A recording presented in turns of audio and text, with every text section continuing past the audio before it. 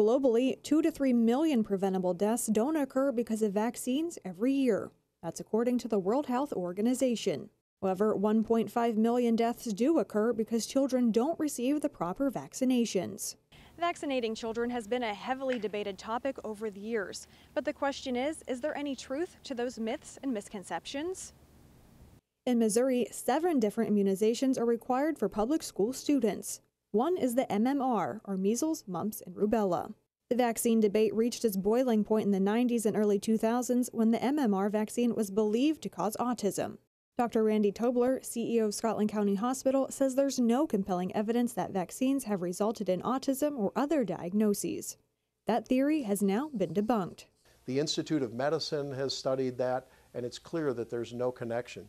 In fact, the doctor who did fraudulent research in the British journal Lancet, a very esteemed journal, was actually thrown off the medical registry because of the fraudulent research that he reported.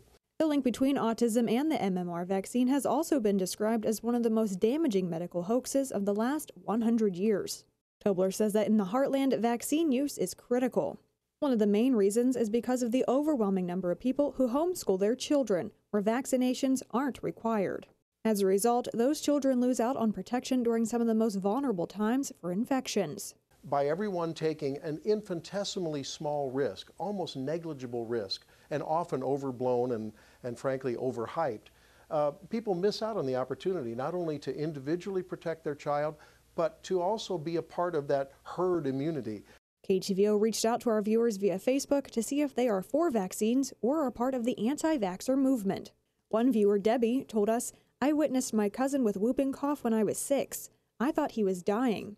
Anyone that has went through any of the childhood diseases are so glad our children and grandchildren do not have to go through them."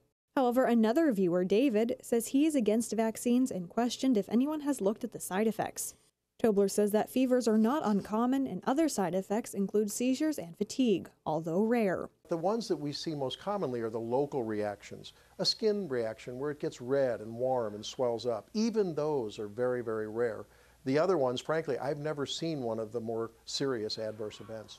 Tobler adds that while some may be wary of vaccines, they very well could be the only salvation for emerging diseases that travel from overseas. He says that without public support for immunization, the next plague could be disastrous.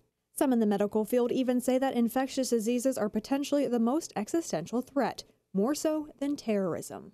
Despite all of the complaints and all of the worries that patients have had throughout the years, I personally have never seen the degree of problems that people really anticipate. So like many things and many treatments in medicine, the anxiety is worse than the reality. Reporting from Scotland County Hospital in Memphis, Missouri, Ashley Hoke, KTVO News.